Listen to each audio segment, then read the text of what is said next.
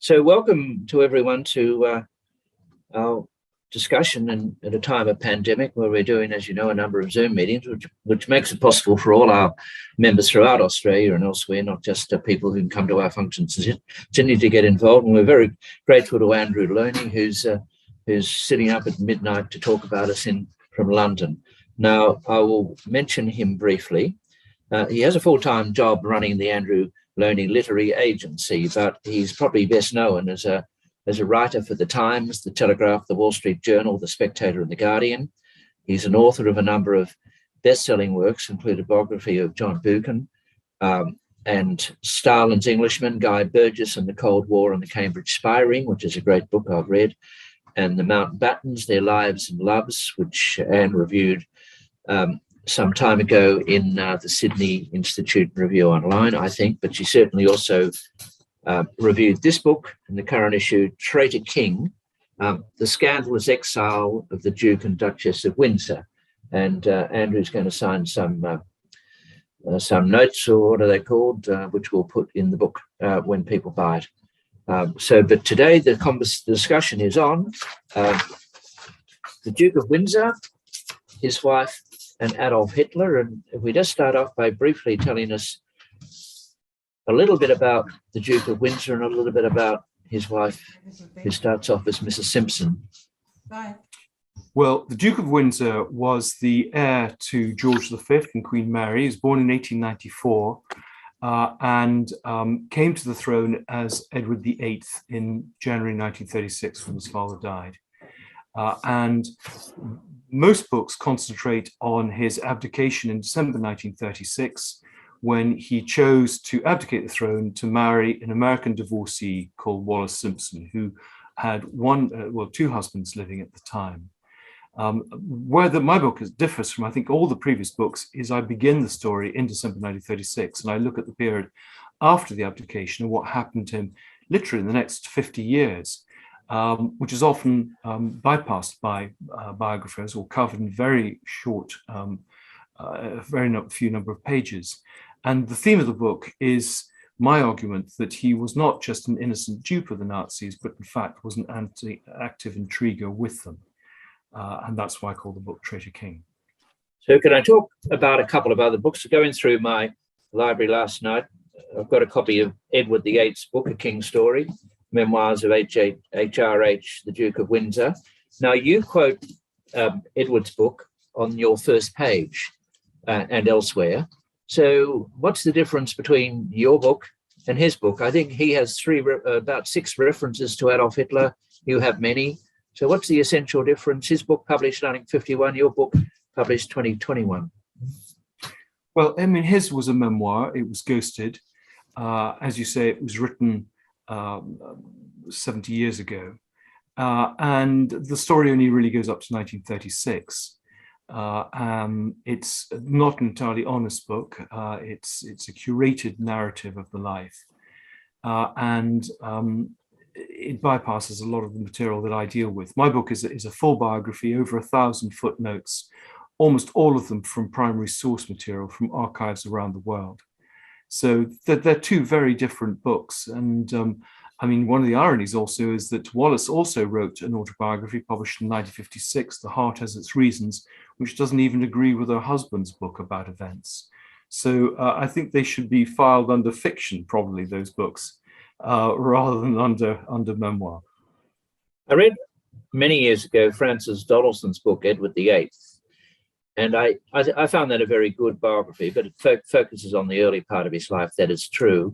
But I think she probably regards him, as you were saying earlier, a bit of a dupe in relation to Hitler. But then I guess the documents you're using, some of them became available more recently. So tell us a bit about, we'll go back to the life of Edward and his wife, but tell us a bit about the documents that you located that probably others didn't have before you, particularly in relation to the King's attitude to Adolf Hitler in particular and Germany in general. Well, I was very fortunate during lockdown because a lot of the archives were closed, but a lot of this material comes from the Churchill College archives in Cambridge, where I was given access to all of Churchill's correspondence. And though the National Archives here in Britain was also closed, they were making material available, and I was able, in brief moments when it was open, to go and look at probably several hundred documents there from the Foreign Office, the Colonial Office files, Cabinet Office files, Metropolitan Police, because his police detective was reporting on him and filing reports back. There's also an important source in the diary of an MI5 officer called Guy Liddell, and that diary has only just been made available. We also have the diaries of Tommy Lassels, who was the private secretary to Edward VIII, which again have been made available only in the last few years. So a lot of that material wasn't available to Frances Donaldson. What she had, and I also found, were the diaries of someone called Barbara Metcalfe, who was married to the ADC to the Duke. So there's also been a lot of material now that's appeared in Portuguese archives, for example, Secret Service reports there. I found Secret Service reports in the French archives. There's some material now in German archives and also in Spanish and Russian archives. So that material wasn't available to Frances Donaldson, but she was relying on interviews with many of the participants in these events, particularly the abdication. So they didn't always tell her the full story, but she had a lot of very good first-hand material there. And she, I think what struck me with all the writers up to my book is they've seen all this material about the links with the Nazis, but they've sort of put two and two together and made three, when in fact it's pretty patently obvious that it's four. And I was gratified when the TLS reviewed the book that they said you have made the case that he was a spy. In fact, I've had Cambridge Dons even today saying you've nailed the story. So I mean that's rather nice. I think the material was there, people just weren't putting it together. Well, Dan said when she reviewed the book for the Sydney Institute, and so I noticed when I read it, it's a very powerful case of direct evidence and some indirect evidence, but you had put it all together. So just summarize, we'll come back to Wallace Simpson in a minute, but tell us about what is the essential charge against Edward VIII with reference to Nazi Germany that your book establishes? Well, he was 14th, 16th German. He was always very pro-German and believed that there shouldn't be another war. But it's very clear now that he went beyond that. And one of the great concerns, even before the abdication, was his very pro-German feelings. He tried, for example, to downplay what the Germans were doing during the remilitarization of the Rhineland. He tried to interfere in politics with the 1935 Anglo-German naval agreement. And so there was great concern even before he came to became king. And then after that, I think partly because he felt rejected by his family, he basically was sent into exile.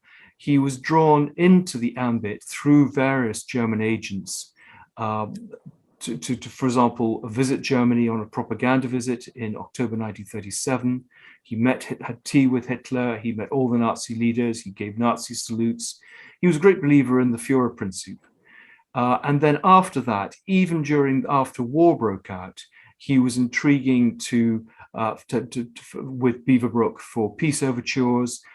He was then, when he was brought back from France through Spain and Portugal to be brought back to Britain, the Germans approached him and asked him if he would, in effect, become a Gauleiter. If Germany won the war and occupied Britain, that he would be in effect, restored to the throne.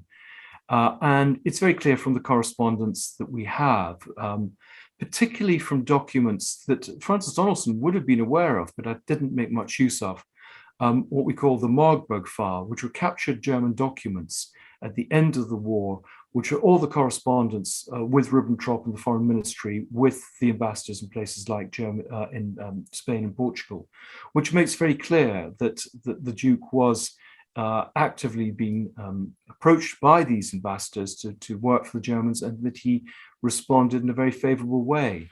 And then after the war, the British were very, very keen, together with the Americans, to suppress these documents. They should not be made publicly available. And there was a big fight, really, between the politicians and the academics about those files becoming available. But a lot of the evidence comes from the diaries of Tommy Lassels, from Guy Liddell, the MI5 officer, and from the correspondence of Churchill to, for example, even the Dominion prime ministers. So, as you say, it just builds up. And of course, he was being monitored not just by the British and by the French and the Portuguese, but also by the FBI. So we have the FBI files on him when he was in the States. And again, one of the accusations was that when he was sent off the Bahamas as Governor General during the war to try and keep them out of the way, that he should be kept away from the Americans because he was again espousing isolationist sentiment, and it was worried that he would encourage that at a time when we wanted to bring America into the war. So that period really went on until America came into the war. But even to the end of his life, he was saying that Hitler was a great man. You also document in your book that he had a strong anti-Semitic tendency. He blamed the Jews, as he called them, for all sorts of world problems. How deep was his anti-Semitism, or was it just of the kind that prevailed in certain upper-class circles in Britain at the time? No, I think it was more than a sort of casual anti-Semitism. He was very friendly with very right-wing, anti-communist businessmen. He kind of sponged off a lot of them. And in fact, one of the reasons that the French didn't want him to go back to France after the Second World War was his involvement with various collaborationists. So he generally, I think, was anti-Semitic. I mean, one of his best friends was Oswald Mosley, the leader of the British fascists. And indeed, one of the concerns was that many of the supporters of the king, in terms of restoring him back to the throne, both in 1936 when he abdicated and later on, were fascist supporters, were members of the British Union of Fascists. Now, as I recall, Francis Donaldson examined Wallis Simpson in this regard and felt that her links with Germany were probably unintended, of little consequence. But you argue, I think, document that she was also very soft on Nazi Germany. So what drove her in that direction? Well, she was very friendly to Ribbentrop. I mean, the German foreign minister. The Germans had realized that she was sympathetic and pro-Nazi, and she was targeted by an agent called Stephanie Hollenhauer, who actually took an apartment next to her in Bryanston Court in London. So there was pressure put on Wallis, and through Wallis, in a sense, put on the Duke. But it's very clear from looking at diaries of diarists of the period, people like Chips Channon, Robert Bruce Lockhart, and others, that there was great concern in official circles about both of their pro-German views and also their indiscretion. The secret papers stopped being sent to the Duke shortly after he became king, because he was leaving his red boxes around with German diplomats coming. He's entertaining them at the same time. And even before George V died, he had his own son put under surveillance by the Domestic Intelligence Agency, which is pretty unique in British history. So Mrs. Simpson's involvement seems to be clear, but what's her motivation, do you think? Just that she's married to the king? Well, I think she was sympathetic to the Germans. She is supposed to have had an affair with Ribbentrop, so there was that connection. I think she believed in many of the same things that he did. That she was very anti-communist, and therefore the important thing was that Germany should focus on Russia as a real threat rather than fight Britain. That there was a common sort of bond between them. And I think she believed in strong government. Of course, we'd had the national government, we'd had the gold standard, coming off the gold standard. There were real concerns, and many people would turn to communism, but others turned to fascism. And of course, as you say, many of the aristocrats, the circles she moved in, were very pro-German, and banking circles, Duke, for example, the Duke of Wellington remained very pro-Nazi, even up to the war. But the difference was that almost all of them realized by the autumn of '39 that one couldn't negotiate with Hitler, and that war was inevitable. But the Duke, I think, continued to feel that he could talk to the Germans, and that they would that you could do business with them. You mentioned that the alleged affair with Ribbentrop, who, as you point out in your book, he was the German foreign minister based in London for a time. So that was the connection. It was an English connection. Now, I want to briefly, before we go to our members, I want to go through briefly what happened, and then I want to talk to you about their life after the abdication and after the Second World War, which is covered in your book. Because whilst, as you know, your book is called Traitor King, it's actually a biography of the life of the king, not just the period of when he was alleged to be a traitor. So you mentioned the visit to Germany in 1937, and you make the point in your book that there really is no available documentation of what discussion took place between Hitler and the king, which in itself is rather suspicious. You would expect some kind of document to be around. So comment briefly on that, and then we'll walk through.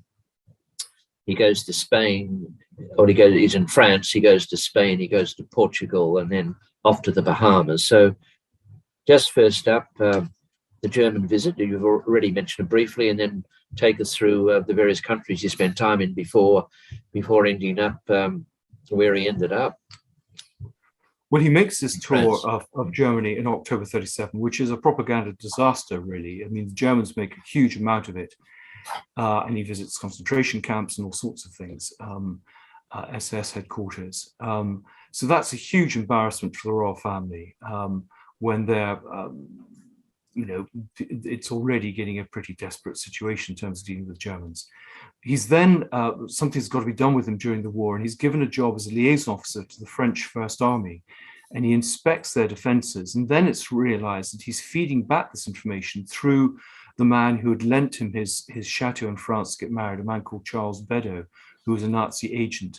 And Beddoes was passing this information, the French defences, the reports of the French defences, back to the Germans through the German ambassador in The Hague.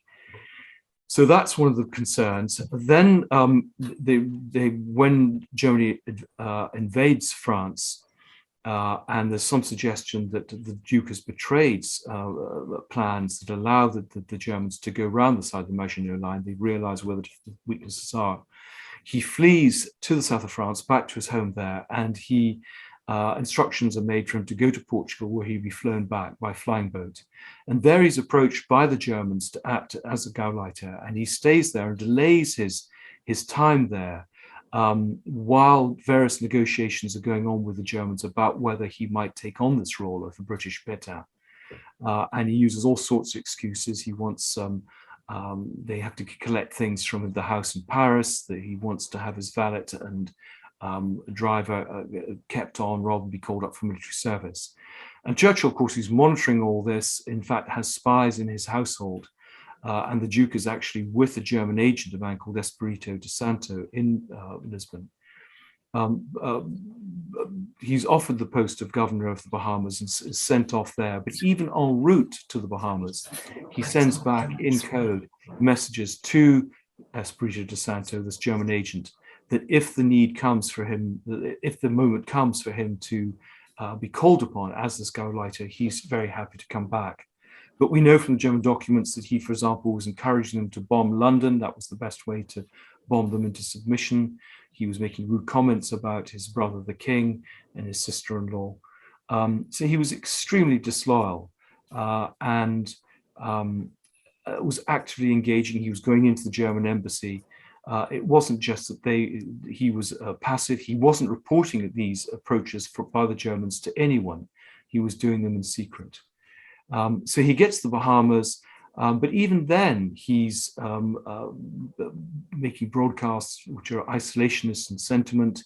He's mixing with another German agent called Axel Wenner-Gren. And so the story goes on really until December 1941.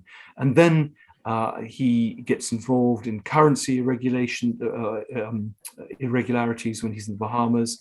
He's involved in the cover-up of the murder of probably the richest man of the Bahamas, because he's involved in some shady financial dealings with him. And so the scandal continues.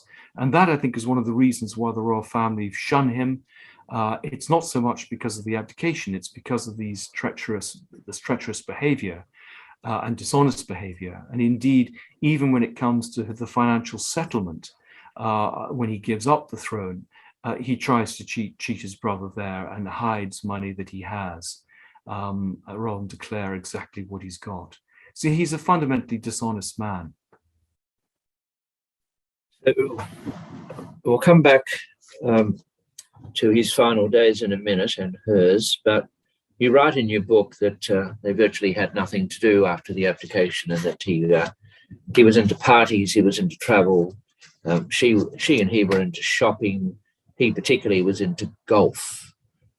And you also make the point, both in the Bahamas and elsewhere in France and various places, he treated his personal staff with meanness and rudeness and bullying. He must have been an awful employer. So what about their private life? And we'll talk about other matters of their private life in a minute. So parties, golf, anything else?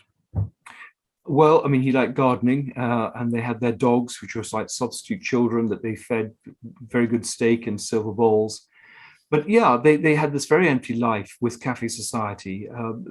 Most of the French aristocrats didn't want to deal with them, but they entertained probably twice a week. They were out most nights a week.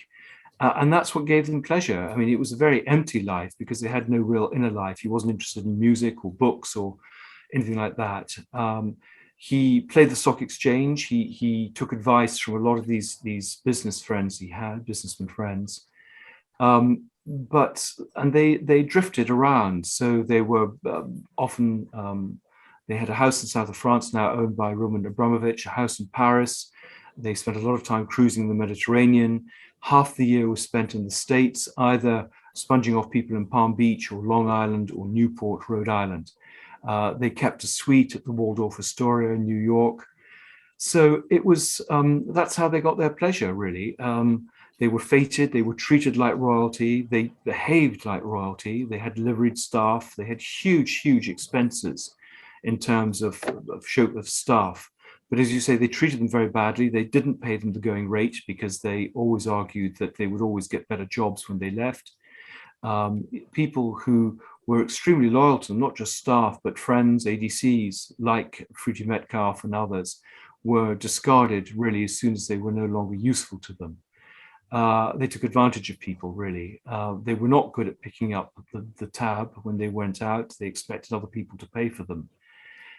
They shopped extravagantly, and that was one of the concerns, particularly during the war, because, of course, it sent out all the wrong signals.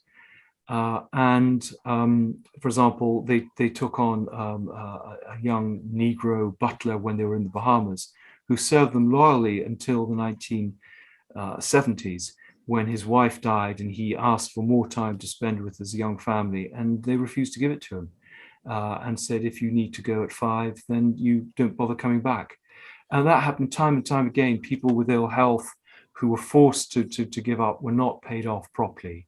They were extremely mean in terms of Christmas gifts to people, often just giving them signed photographs. They were not popular with their staff. They would get people sacked if they didn't, even at places like hairdressers and shops where they shopped, if they didn't feel they'd been given the attention they deserved. So they were not very nice. And of course, she was not at all nice to him. He was a rather abject figure who was looking for a mother figure. His mother had been extremely cold and remote to him, and all his relationships were with women who were these substitute mothers. And that's the role that Wallace played. But she despised him. She had no respect for him. She felt trapped in a marriage that she never really wanted. She was happy to be the king's mistress, but didn't want to be chained to this boy, in effect, who had never really emotionally grown up. And that's why she took on lovers herself, and would often send him to bed in tears. People like Lady Diana Cooper, who was married to the ambassador in Paris, were shocked to see the way she treated him, calling him mosquito. But in some ways, the ruder she was to him and the crueler she was to him, the more he liked it. It was a sort of sub-dob relationship. So it's bizarre. And one of the other disclosures which surprised me was to discover that they were both bisexual. There was a man in Hollywood called Scotty Bowers who pimped for them. There are now more and more stories emerging from the diaries of particularly his bisexual affairs, one with a man called Walter Chrysler, who was the son of the car manufacturer, another with an actor called Montgomery Clifton Brown. But also they were just, they led these very empty lives, and he was devoted to her, obsessed with her, and would be lost if he didn't know where she was at any moment, whereas she felt chained to this man.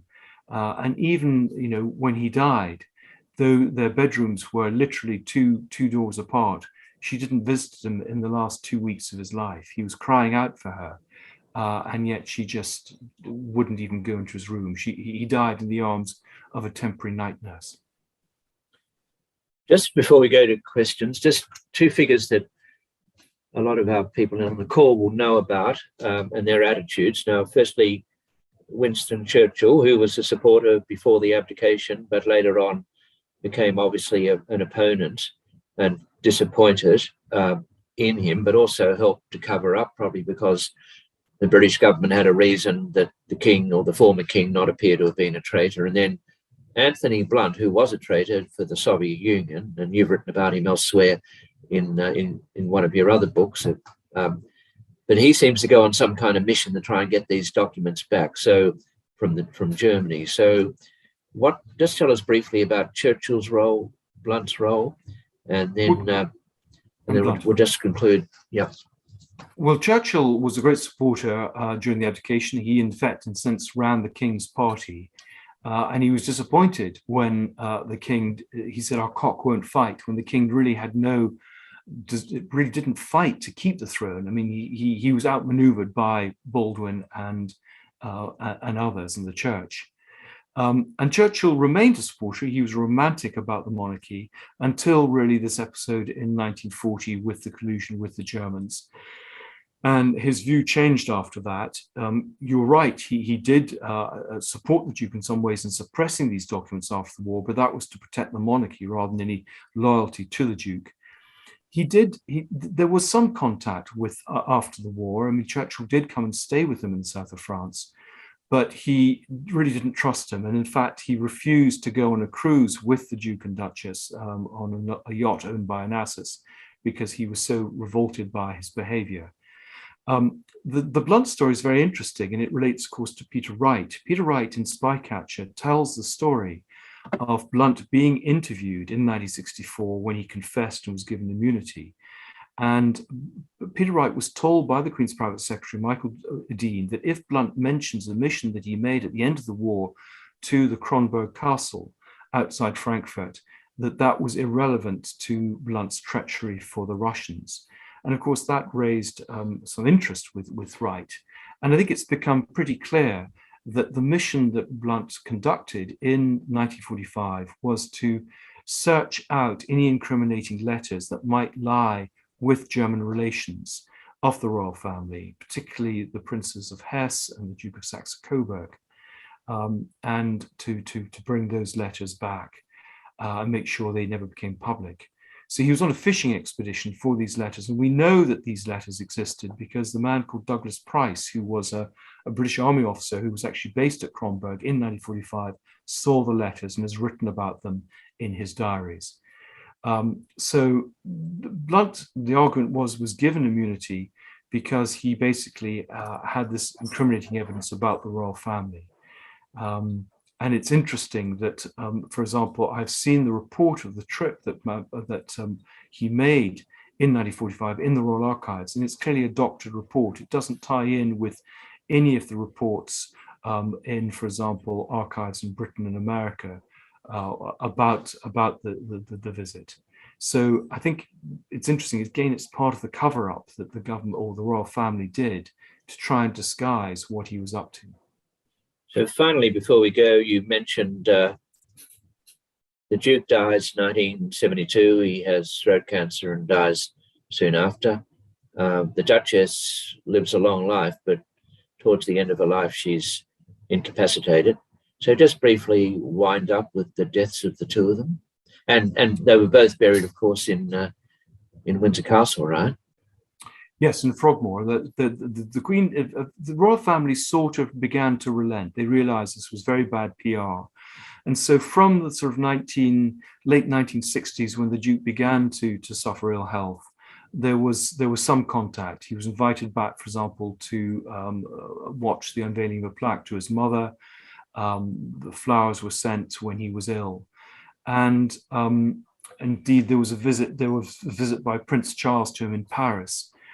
The Queen, realizing that he's about to die, and very concerned also that artifacts like the Garter robes, various incriminating correspondence he had should be recovered, basically mounts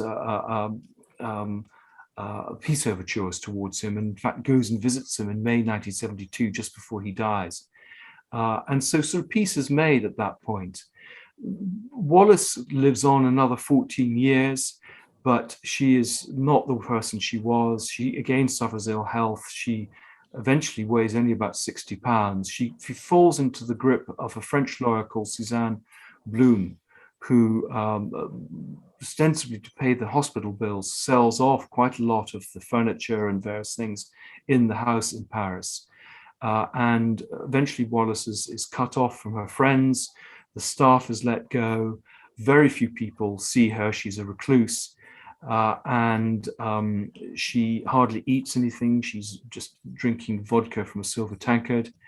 And it's a rather sad life, as this literally living bedridden in one room of the house in the Bois de Boulogne. But she does get a service at St. George's, Windsor Castle. She is buried alongside the Duke at Frogmore. But she is never, of course, given the title that he wanted for her, of Her Royal Highness. So it's a very sad life, really, the last 20 years of their lives.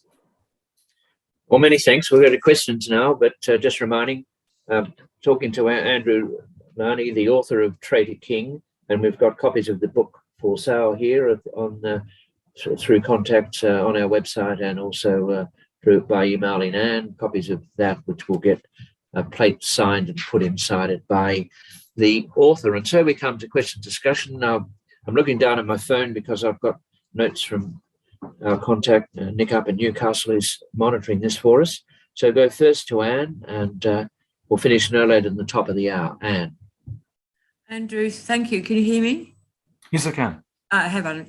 That was great. I just wondered if you'd care to go back to why the Duke was so enchanted by the Nazis. How much of it, you say in your book that he wasn't really interested in the overall effect of Nazism or communism on ordinary people. He was not aligned politically in any sense. To what extent was his infatuation with them, or if you can call it interest in them, more about what he could get out of it than what he might be doing, say, in revenge for what had happened to him or whatever reason? So what was the real motivation? Well, I think certainly the visit in October 1937 was to, in a sense, have a role on the world stage. I mean, he realized that he wanted to big himself up for Wallis. He wanted her to be treated properly, like a state visit. He felt bad that she had, in a sense, lost all this with the abdication. So, I mean, they played to, I think the Germans played to his ego. They played to, I think, a genuine desire that he could be some sort of peace broker. And then I think it developed from that. He had this, as I say, this belief in strong government and the Führerprinzip. He was anti-Semitic. He had a great admirer of Hitler because he felt that Hitler had, in a sense, rescued Germany from the ravages of war. He felt a bond with another Anglo-Saxon country. He was strongly anti-communist. I mean, he almost didn't go to France after the war because of the communist party there. And so I think there were a whole series of factors. I think it was also to get back at the family a bit. He was I think, aggrieved at the way he was treated, and he was getting attention from the Nazis. And so there was a bit of vindictiveness against the family, in a sense of that he could perhaps make up for the fact that he had abandoned the throne, but he could still be a player on the world stage. I've got a question here on the text. The question is about the Duke's opinion of Nazi Germany or the Nazis after World War II. I think in his biography he expressed some kind of regret or some suggestion he wasn't fully aware. Did he ever express any views about the Nazis after 1945? Well, I mean, I do quote from the book discussions, for example, Sir John Balfour, who's a minister in Washington, about, he thought Hitler wasn't such a bad chap, and I have several people saying that right up to the day he died. I think the comments that he made, where he backpedaled and said that he was naive and misread Hitler, I think were for public consumption, and I think he realized, but I think that he'd overset the mark there. But I think privately his views on Hitler never changed. He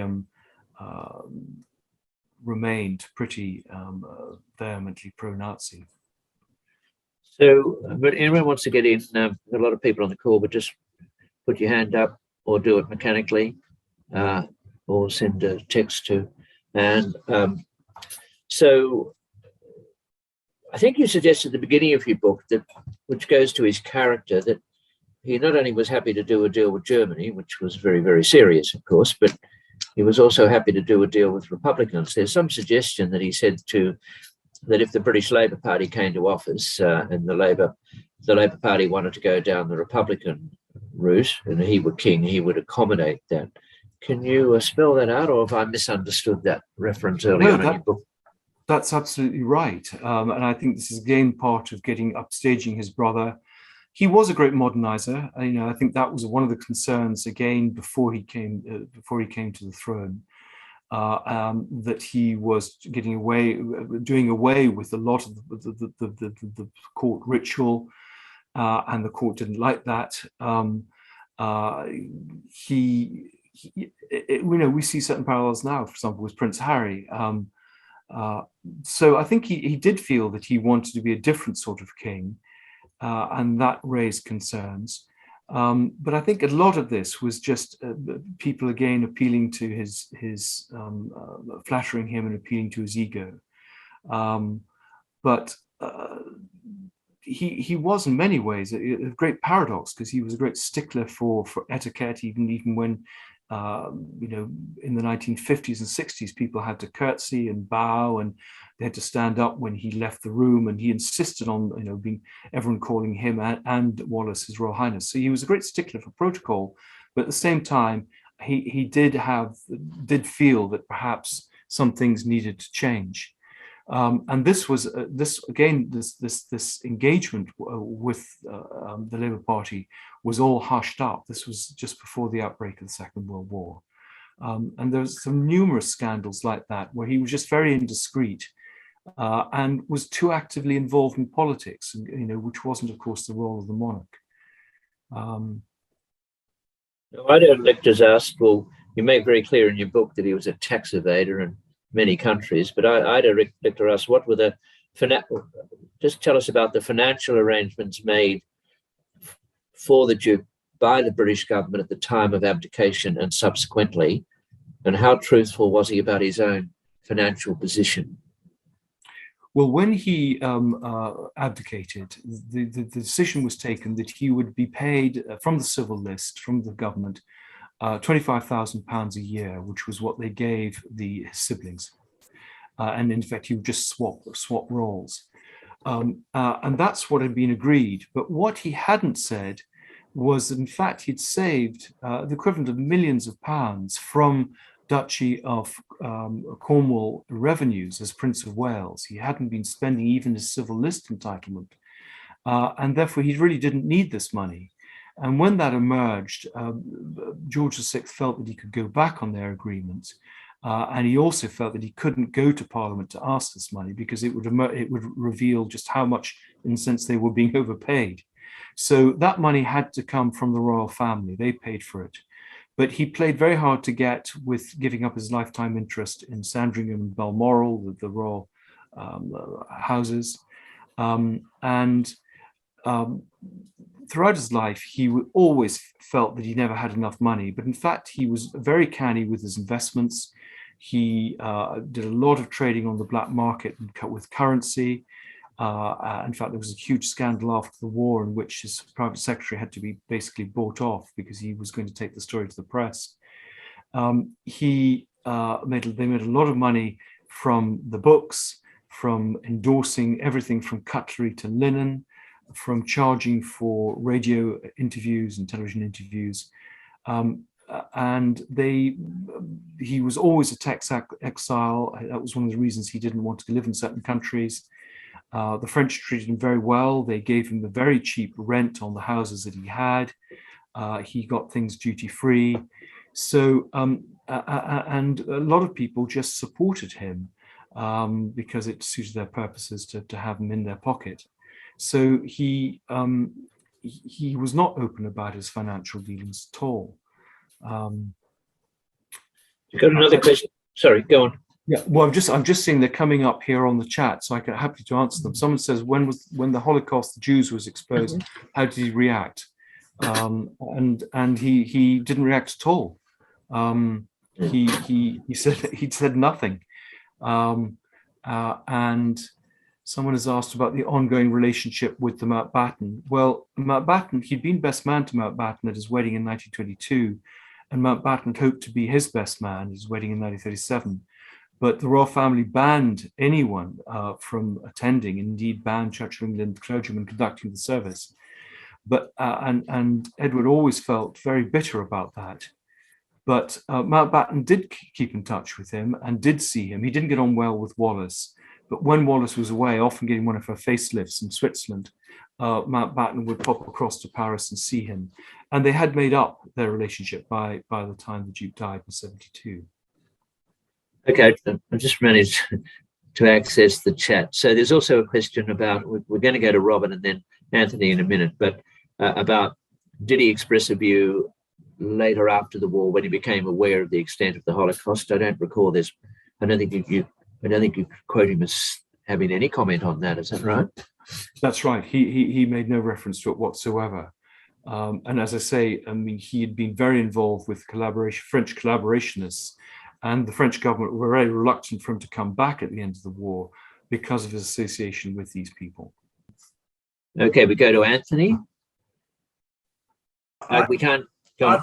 I've already asked my question, and that was his ongoing relationships with Mountbatten, because of course he went on a tour in the, I think it's about 1930, wasn't it, with Mountbatten all around the old empire. And I just... Yes. That's right. He came down to Australia in 1921-22. Yeah. He did India and Australia. Yeah. He was involved in a serious train derailment. Yes. Crossing from Adelaide to Perth, as I recall. I wasn't around at the time. I just missed it by a few years, but yeah. So no, indeed, I think on one of those trips, he's supposed to have fathered an illegitimate child in Dunedin. You are honest enough to quote towards the end of your book, Craig Brown, who writes for Private Eye and is somewhat irreverent, but a good writer, a good British writer. But and you quote him as saying, "It's a rare writer who has not tackled at least one book on the Duke and Duchess of Windsor." Asserts. You don't say says. You says asserts Craig Brown. Now, your answer to that is really your stuff is new, right? Yes, I mean, there have been quite a lot of books on Wallis, particularly, and they tend to be very pro-Wallis. Interestingly, there hadn't been a book on the Duke since Philip Ziegler's official biography some 40 years ago, apart from an academic book about his relationship with America. So this was the first book also that looked at the two of them together, looked at the marriage. First book that really began in 1936 and looked in detail at the period from 36 to 86. I mean, Ziegler, for example, covers it in a matter of about 30 pages in a book of, I don't know, 600 pages. So everyone is focused on the period before 36. And Again, people pass over the overtures from the Germans, what was called Operation Willy, often in a chapter, and don't really take it very seriously. They say that the German ambassadors were just trying to curry favor with Ribbentrop. But it's very clear, say, from looking at the primary material and the material that's been released, like these diaries I mentioned of Liddell and Lassels, that wasn't the case. So we've got more material now. I think also my research has looked in other countries in a way that I think previous writers haven't. And a lot of these books, have almost no primary research in them at all. They're just a rehash of someone else's book. And also one of the extraordinary things was that many people who knew them are still around. One of the people I interviewed was a woman called Sarah Morrison, who was a teenager, lived with them in Paris in the 1940s. There's an interior designer here called Nicky Haslam, now in his 80s, who knew Wallace in the 1960s in New York. So I think that's one of the extraordinary things, that these people are still around who actually dealt with them. There's a woman called Mona Elridge who worked for Barbara Hutton as her secretary, and Hutton was very close to the Windsors, part of their circle. And indeed, it was her cousin, Jimmy Donahue, who was bisexual, who had an affair with Wallace in the 1950s. The line was that she'd swapped a king for a queen. And I'm intrigued with what you've described in their sort of aimless, purposeless life. And I wonder if it's got some kind of lessons for the present day hangers-on royals. Britain's kept this established monarchical system pretty strongly as opposed to the Europeans. And I just wonder whether this is not a sort of warning to those who come after them, taking into account, say, Prince Harry. He's got children, that'll give him some sort of purpose. But what is it about the monarchy that leaves these people rudderless in some sense if they are no longer connected? And how long do you think this system can go on? Yeah, well, it's a good question. I think that the trope of the crown is this tension between public duty and private pleasure, and I think that is one of the themes of royal history.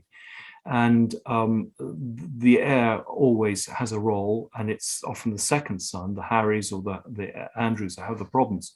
I mean, here the problem was the heir. I mean, he just didn't want the job and really wasn't suitable for the job. And I think my argument is there's this very strong element of a rather boorish Hanoverian, it's the Hanoverian gene, rather strongly self-entitled. They are not very bright, and actually it's people marrying in that actually in a sense improve the gene pool for the Windsors.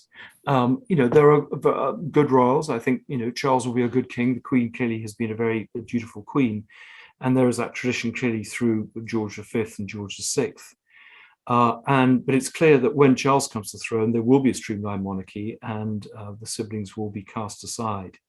And I think also, in the way that Australia, I think, reached this position long before Britain, there's less deference now to the royal family. There's a challenging at the moment of Prince Philip's will. I've had a big campaign to get these diaries and letters of Mountbatten, which were bought with public funds, to be made available, which were closed in effect on the orders of the royal family. And that battle's been won. So I think there's much more, people are much more prepared to question the royal family in their role.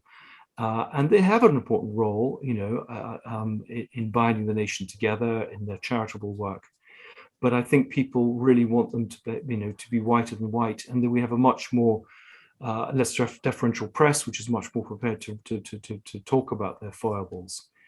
But it is interesting, the parallels between Harry and the Duke. I mean, there's the same charismatic young prince who gives it up for an American divorcee, who takes him away from his friends and family. There are the same debates about security, about finances, the same accusations of bad parenting, the falling out with siblings, the exploitation of the royal brand for commercial gain, the curation of the narrative, the suing of anyone who doesn't suit that narrative, the working with tame journalists and writers.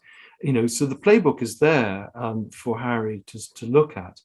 I think the problem for the royal family is if a royal goes rogue, it's very difficult to control them, because they will, anything you tell them will be made public. All you can do is try and sort of freeze them out and take away some of the privileges, which is what they've done with Harry, and they've done with Prince Andrew when he became an embarrassment. There's a second last question. Evelyn's asked, was Mrs. Simpson's arrival in London a godsend for Britain, because it led to the abdication? Without her, there mightn't have been an abdication. Yes, absolutely. That's one of my arguments. I can see the question here. I think that the abdication was used as an excuse to get rid of a very unsuitable king, and that the courtiers had prayed before Wallace turned up that he would die in a steeplechasing accident. But she was a godsend, and they used her, and they were played. They sought advice from dominions, and the church. He was sort of outmaneuvered. He could have had a morganatic marriage, which is what, in fact, he had in the end. And he had all sorts of choices. He could have kept her as a mistress. He could have taken on the throne and then tried to marry her. But I think the politicians realized that this was a useful way of, in a sense, a stick to beat him with, and they achieved that. So we owe a lot to Wallace. People say we should have statues to her all over Britain, because she saved the monarchy. Who knows what he would have done? There are lots and lots of novels which are based on the premise that the Germans would have come to accommodation with him, and we would have had jackbooted soldiers marching up the mole. So we were safe from that. Final question, very briefly from me. Do you get many invitations to Buckingham Palace these days? And tell us about your next book. Well, I never got invitations from Buckingham Palace, and if I did, to receive a knighthood, I would keep a long way away from that sword. But we did ask for comments. The press have asked for comments from Buckingham Palace, and they've refused to comment. I did start off very well. When I did my book on John Buchan, it was actually the Christmas present the royal family gave people. So quite a lot of dozens of copies were given away as presents. I think they may have bought the more recent books, but they certainly haven't been giving them as presents. And I'm afraid I've continued with my anti-royal theme by doing a book on Prince Andrew, though my initial investigation suggests that he is perhaps more sinned against than a sinner. So it's not a position I expected or the material I expected to find, but I think, and we'll learn more clearly in the coming months from what happens, but we've been, we're not going to get the trial, so it'll be interesting to see how information does emerge. But from the people I've been talking to, oafish and entitled as he is perhaps not as guilty of as many things as the press have suggested. But there's not been a good biography of him, and he was, after all, the Queen's favourite son, the second son, fourth in line, I think, at one point. And so to look at his role and his story and the story of his wife, I think will make hope an appealing next book. Well, Anne and I would love to have you back at the Sydney Institute in, say, a couple of years' time when you finish that. You've got a full-time job, so you're a very productive writer. So I'll just wind up by saying two things. As I said before, it's a great book, Traitor King, and we have copies of that, which will have a signed plate to put in them. And also we've got a few copies of the Mountbatten's book, which came out a couple of years earlier, which is also a great book. We mentioned, Mountbatten was mentioned very briefly today, but that's also a great book. So for tonight, your time, today our time, Andrew Lownie, thanks very much for a terrific performance, and good luck with the book. Thank you very much. Well, thank you for your support, and very nice to talk to you. And I hope maybe next time I will be there in person. That'd be great. I've never been to Australia, so I'm very keen to come.